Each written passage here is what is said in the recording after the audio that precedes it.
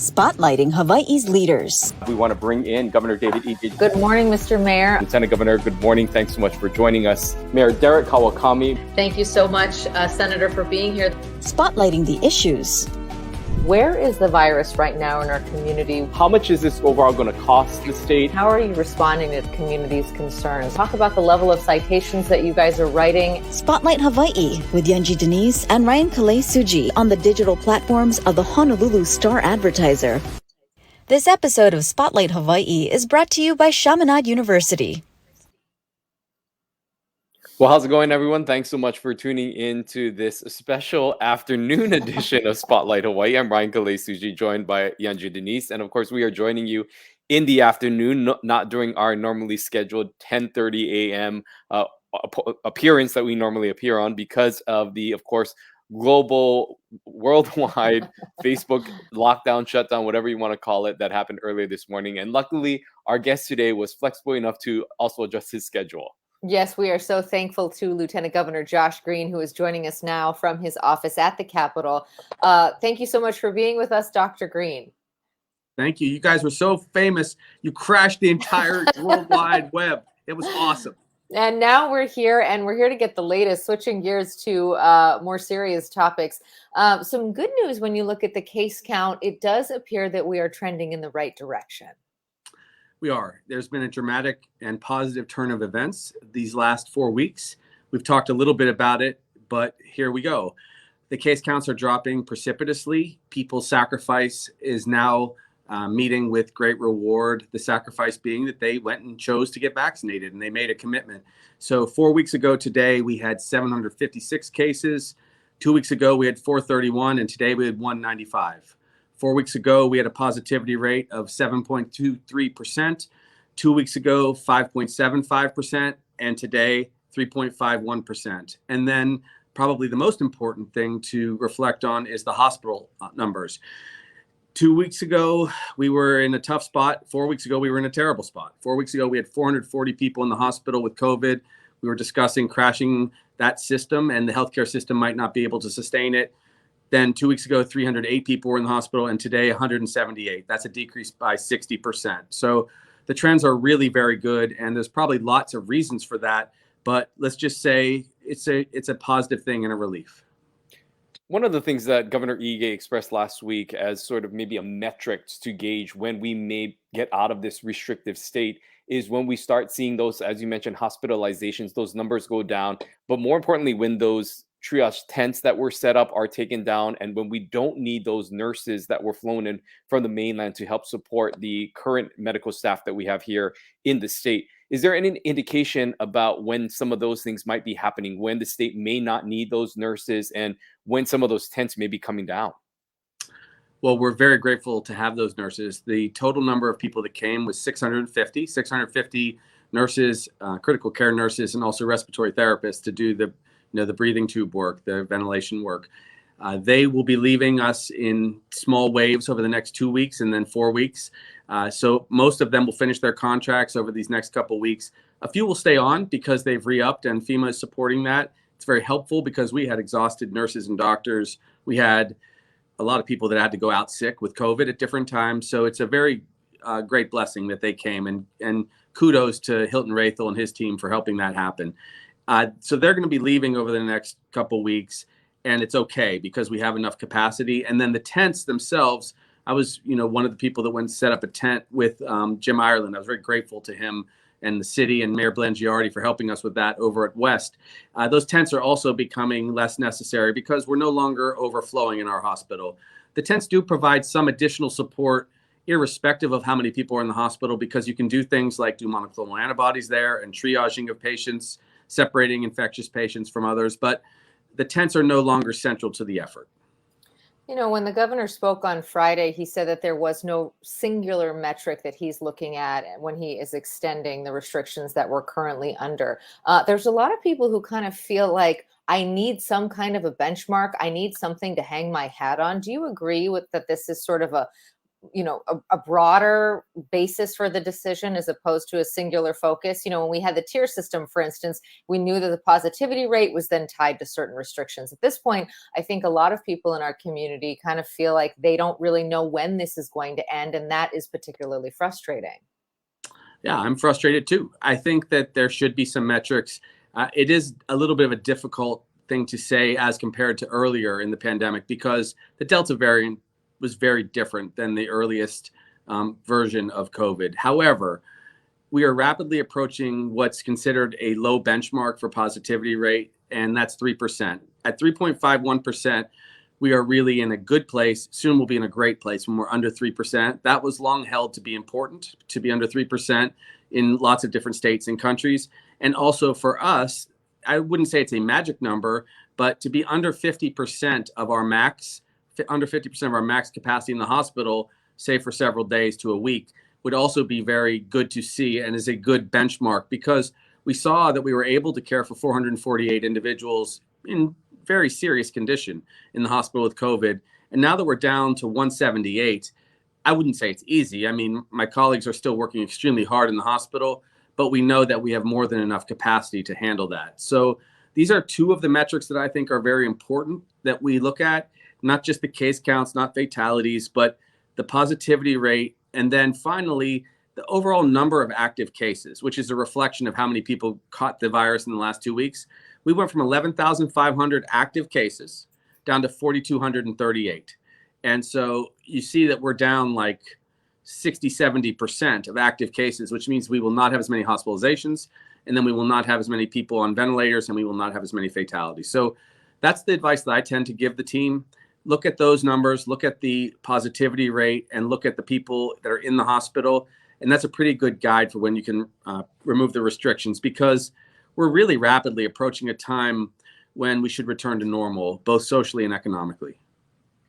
Earlier on, when we were looking at the vaccination efforts and the state was pushing for that 70% vaccination rate, this was, of course, before the Delta virus has surged here in the state and really threw that 70% out the window, but was a benchmark that people were aiming for at some point. One of the things that you had mentioned earlier on as well is wanting to have that natural immunity of those who have survived and battled through COVID-19 and survived be added into the overall vaccination count. With the numbers that we have seen with Delta and those who have fully recovered, do you still think that those who have survive COVID-19 and now have that natural immunity should also be considered within the vaccinated population? And what does that tell us about where we're at with when you count those who have been vaccinated as well as those who have built that natural immunity?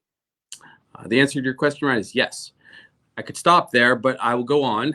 Yes is the answer. We have 5.7% of our population that has been confirmed having had COVID. It's certainly a much higher number. Those individuals all have some natural immunity and for a significant period of time. We're also at 68.2% of the entire state being fully vaccinated. So when you look at those two numbers, we have moved well past 75% because there are a lot of additional people that just never got tested but had COVID. Some people think it's 3 times as many as the 80,323 people that we've confirmed. What happened was, and I'm fairly certain about this, when we reached about 80% immunity, that's the combination of people who have had COVID or have been fully vaccinated, or in some cases partially vaccinated. We achieved essentially 80% immunity in society. And at that point, we saw the numbers really come down. And I'll remind you one more time, look where we were. 4 weeks ago today, our average case counts were 722 a day for the week. 2 weeks ago, they were 484, and then today, 259. That's our average counts. They're coming down in a very linear fashion. That didn't happen for no reason. Now, that was a combination of a lot of people catching COVID. 14,000 people were confirmed with COVID in the last 30 days, plus lots of other people caught it, plus about 4% additional people. We went from 64.3% vaccinated fully to 68.2% vaccinated fully in these 30 days. So what happened was a lot more people got vaccinated, a lot more people caught COVID, like you point out, and we finally reached a point where there just wasn't anywhere for the virus to go. So that, plus people have been really responsible, not having large gatherings, being careful, and the case counts dropped. They didn't drop for no reason. They dropped because of those things. You could also put some credit to Mayor Blangiardi and the other mayor's policies to, prevent spread in restaurants. That's good work. But mostly it was the vaccination rates that got us there.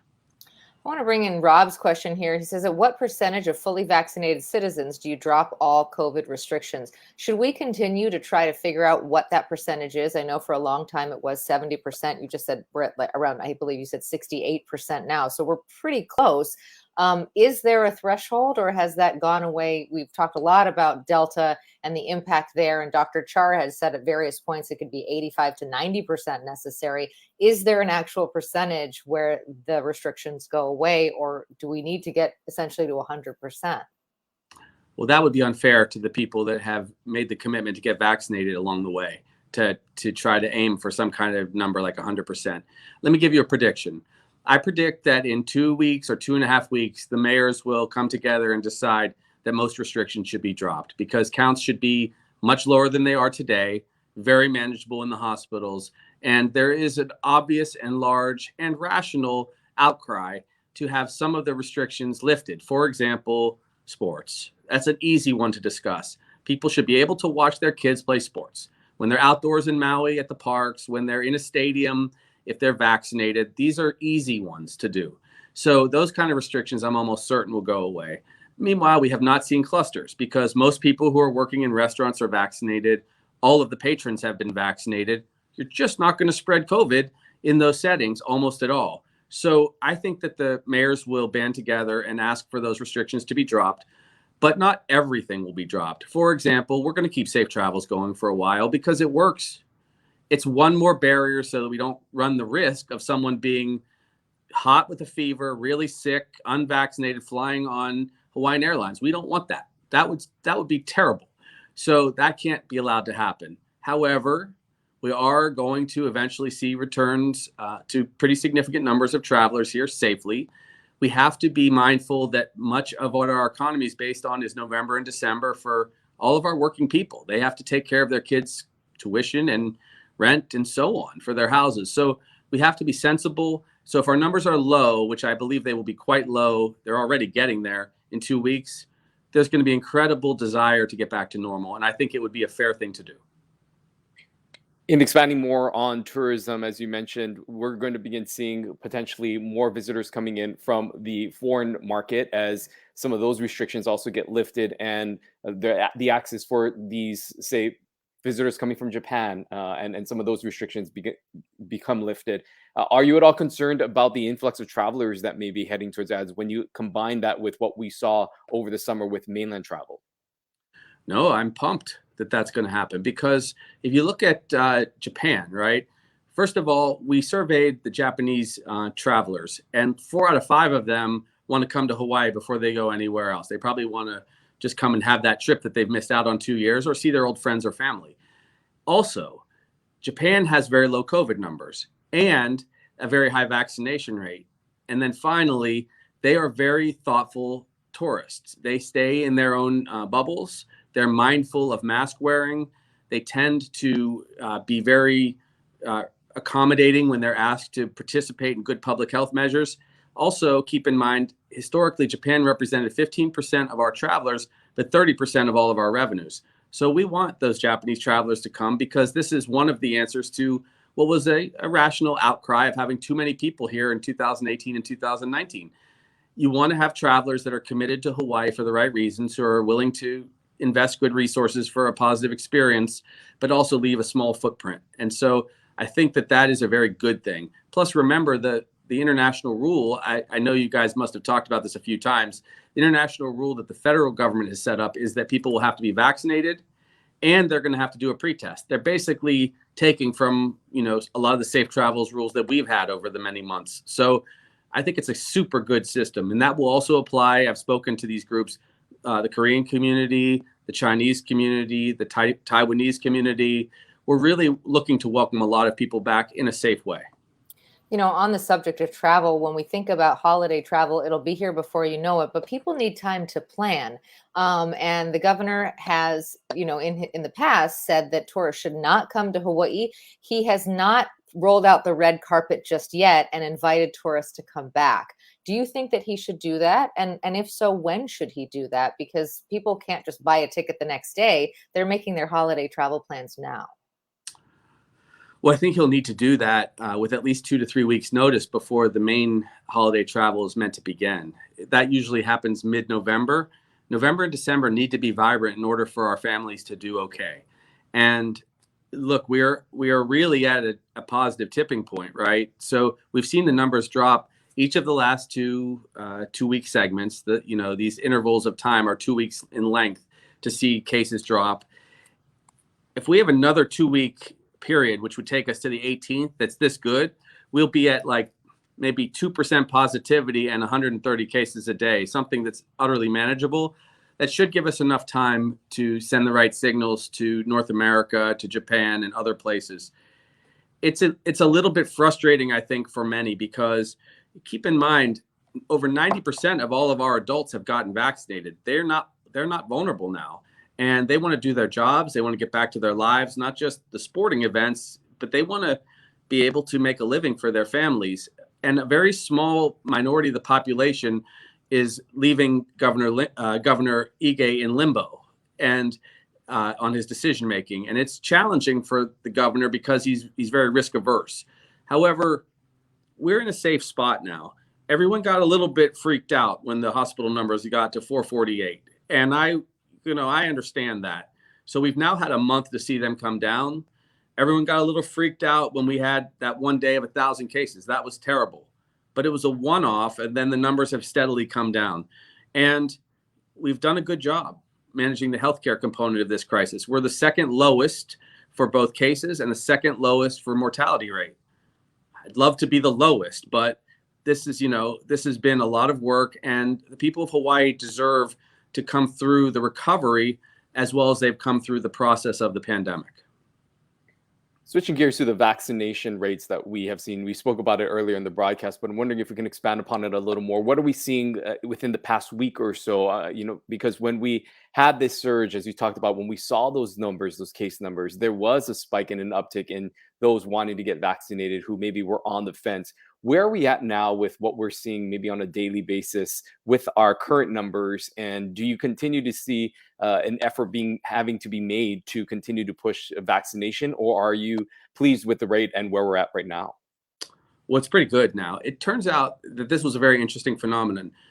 Initially, it was felt that when the FDA did the full approval of the Pfizer vaccination, that full approval would motivate the last 30 or 40% of people across the country to kind of get off their butts and go get vaccinated. Turns out really fear is a much greater motivator. So people who were afraid of catching the Delta variant and ending up in the hospital, when there was a handful of cases, if you remember, over the last 2 weeks that were truly tragic. Young people in their 30s, early 40s, getting super sick, a couple people passing away. That was terrifying to many people across the state. And that motivated a lot of people to get vaccinated. We are now down to under 10% of our entire eligible population that has not yet been vaccinated. The number as of yesterday morning was 131,917. And that number, I believe, is actually closer now to 125,000 total in the state that are over age 12 that are refusing to be vaccinated. So a lot of people, at about 5,000 to 6,000 people a day, are getting vaccinated. In the last 3 days, 18,871 individuals got vaccinated over the weekend. So it's hard to find people now that haven't been vaccinated at all. The next big group of people that will get vaccinated will include my son, Sam. He's 10 years old. So kids aged 5 to 11, of which there are 119,000, will become eligible. I'm thinking in and around October 22nd. That's my best guess. I think that's when the approvals will get done. Could be a little sooner, could be a little later. But it is going to definitely be a new option for us to get that last 7 or 10% of the population going. And that means all school-age kids from 5 to 18 will be able to go get vaccinated if they choose to with their families. So we're going to move forward. We're the best state as far as initiation of vaccination. We're about 5th as far as completion of vaccination. Then when you add these keiki, there's just not a lot of places for this virus to go. So I'm hopeful that we'll get one last little boost down to age 5. And I believe it will be safe. The data's coming in and there's not been much in the way of concern.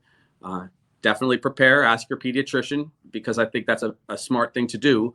But that will get us to numbers so high that we've never seen that vaccination rate for anything like flu or anything. So Hawaii should be commended for its effort. I know it's been a little bit contentious at times, but I think we should be understanding. We're here at the other end of this pandemic, and we have an opportunity to come through it better than anyone else, which would include restoring not just our health, but our economic health and our psychological health. Let's get to Thanksgiving and Christmas and have like a normal, loving holiday season with no virus.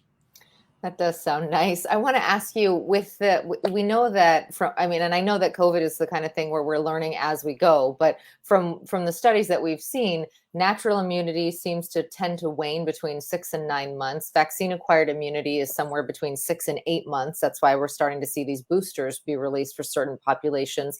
Does that mean that we can expect, to be at risk for COVID essentially once a year? And if that's the case, should then we all sort of in our mind prepare to have to be vaccinated for this once a year? I'm asking you to kind of put on your doctor hat for this one.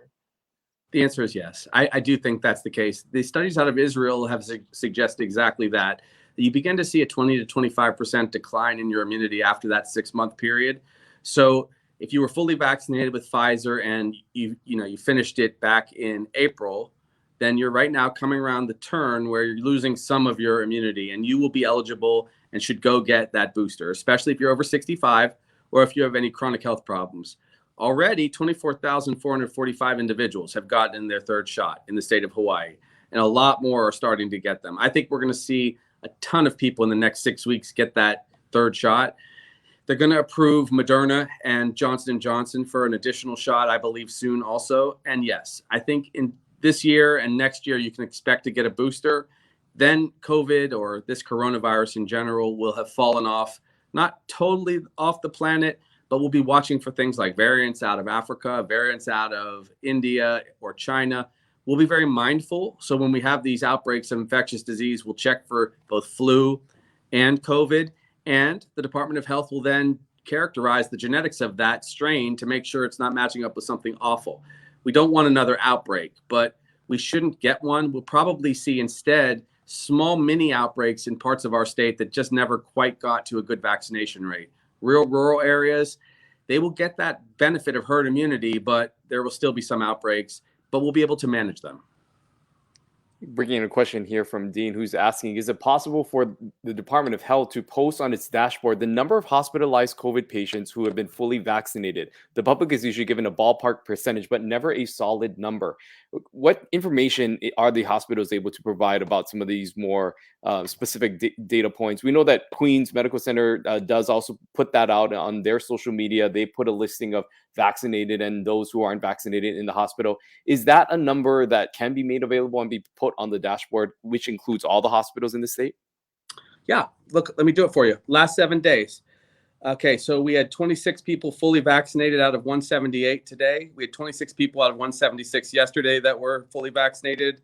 The day before that, we had 33 out of 172. The day before that, 28 out of 170. The day before that, 24 out of 205. And the day before that, 24 out of 228.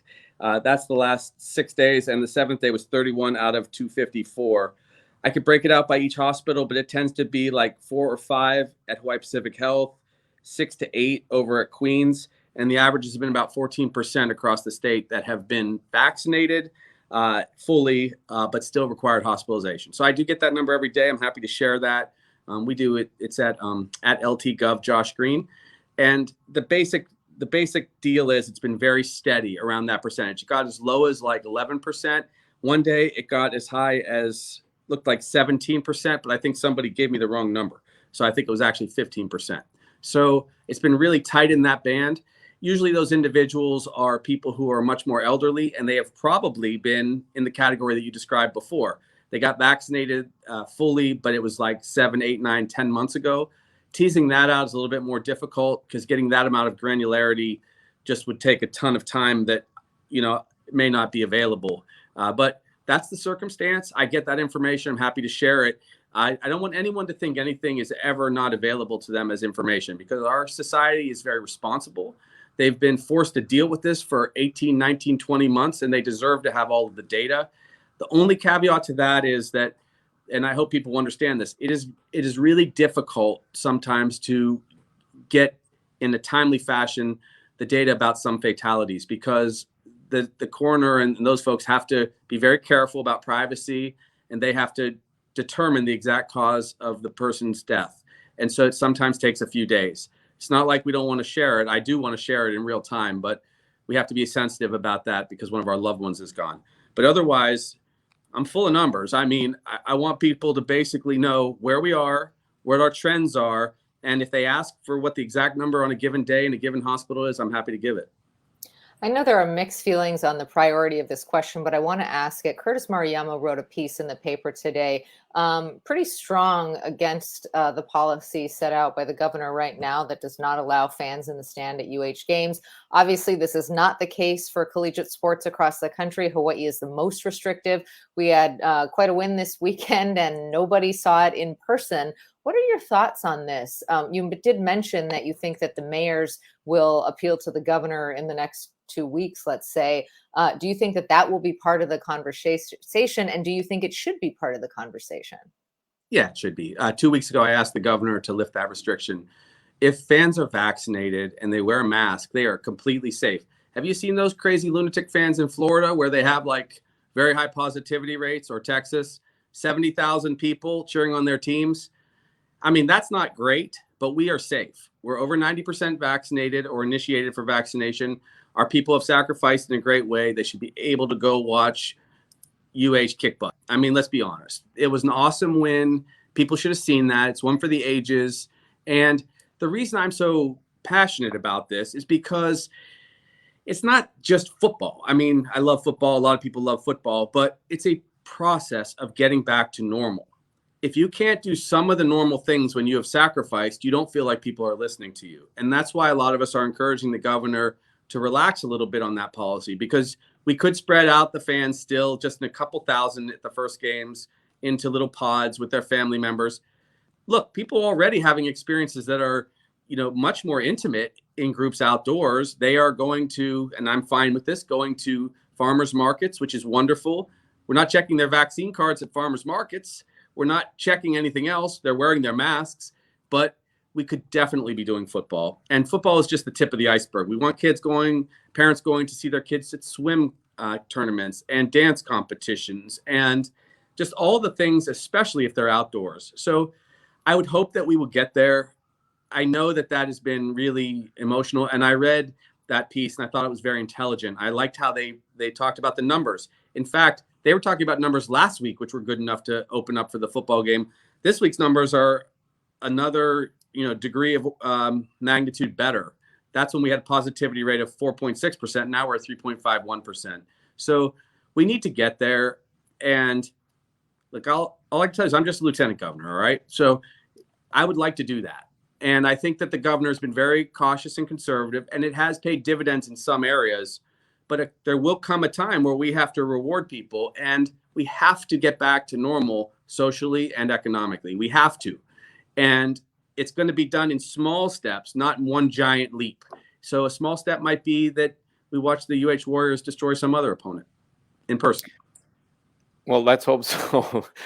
We hope their continued success moves on for the rest of this season. That's for sure. But if sporting events become allowed soon, do you also think that other types of professionally supervised events should also be allowed? Say concerts or conferences, any sort of music festivals. How because I think one of the arguments may be for event planners is if is able to do it, we should be able to do it as well. Do you then foresee some of these other events also being allowed at the same time? Yeah, absolutely. Now, some of them are indoors, so it's a slightly different consideration. But if people are vaccinated and then you tell them to wear a mask, it's not a problem. It's just not a problem. So my team wrote a policy with some experts in the industry. We called it Safe Events Hawaii, which basically the standard was you could have large events as long as people demonstrated that they were vaccinated or tested, and then they wore a mask when they were indoors. But yes, people have to start getting married again. They have to be allowed to do that. We need to have conventions come back here. And if everybody's vaccinated and wearing a mask, we really shouldn't be worried, especially if they've traveled from the mainland and we know that they don't have COVID, because they're going to go back. anyway. So that's not even a threat to us. But there's so many reasons that we should be implementing that kind of policy. And I think we probably are just 2 or 3 weeks away. There's a lot of reasons to do it. Mostly it's because it's safe. It's the science. It's okay. But beyond that, I think that we have not put in, I guess, how do I say this? We have not put an adequate emphasis on a gradual return to normalcy. That has to happen because you can't just flip a switch and say, okay, everyone can celebrate Christmas and there's no restrictions. That's not the way to do it. We should go in smaller bite-sized increments that are safe, that restore some of the normal things that we do. I'm really glad that school survived this year. That was a great victory. I'm really glad that our hospital numbers have come down because we had those extra nurses. That was a very good thing. But now the normal life stuff has to start returning. And if it doesn't, I think people will lose faith. And I don't want people to lose faith. I instead want them to celebrate the end of this pandemic, not think that they were burdened by it in the end game. You know, one of the things that could help that is monoclonal antibodies, from what we understand. When we had Mike Rembus, who's the head of Maui Health, on here on Friday, he said they are using every single dose that they get. Does the state have enough of this? Because when we talked to Dr. Char earlier in the week, she had said that we have an adequate supply. Do you agree with that? Do we have enough for what we need? Well, 2 weeks ago, we didn't. 2 weeks ago, we had about half of what we need. But maybe our demand has dropped now because we have far fewer cases in a day-to-day way. You know, we were sitting at 11,500 active cases 4 weeks ago. We did not have enough monoclonal antibody then. Then we were sitting closer to, what was it? We're sitting at 7,400 active cases. Remember, monoclonal antibodies are mostly used to prevent severe illness, to prevent hospitalization. Now we're down to 4,000 people, and I think we'd have a much better chance of meeting that need. The hospitals are equipped to do it. A lot of the clinics are, the community health centers, some of the private doctors are. That's what some of those tents are available for. So we do want to do that. Now, if you have a very mild case of COVID, you don't need monoclonal antibodies. Like when I had COVID back in last September, I just wasn't sick enough to merit that kind of treatment. So people shouldn't just think that that's the one thing to do. They should instead get vaccinated and be smart. That's much more efficient than the monoclonal antibody road. However, yes, if your doctor feels you need it, I think you got a good chance of getting them. It's an infusion. You got to get an IV or shots to get the full maximum benefit of them. It's not that big a deal, but you know, some people just don't like to get shots. So there's lots of considerations. I would say this: we are really coming into the home stretch as long as we don't have an unlucky break or we don't get all wild here at the end. Okay, so still be sensible. Don't have large gatherings for the next couple of weeks. The numbers are dropping very rapidly, and our healthcare system is kind of taking a deep breath and recovering from what went on for the last month. Be smart. Continue to encourage your friends, those last holdouts, to get vaccinated. This is a good time for just a little bit of peer pressure because it makes everybody safe in their family unit. And then holidays come. Then we got Halloween, Thanksgiving, and Christmas, all of which should be exceptional because there's like a collective sigh of relief in our state that's about to happen. So please, everybody, consider doing that. All this hard work is a credit to you and to the Department of Health and the medical community. You guys have really done great. But now we don't want to see a little spike and then excuses made why we can't open up. Let's kind of like push through the finish line on this thing. All right. Well, Lieutenant Governor Josh Green, thank you so much for spending your afternoon with us and for your flexibility in moving our originally scheduled morning interview to this afternoon. We really appreciate you taking time to answer our questions here. Thanks for having me. I appreciate it. Have a great week.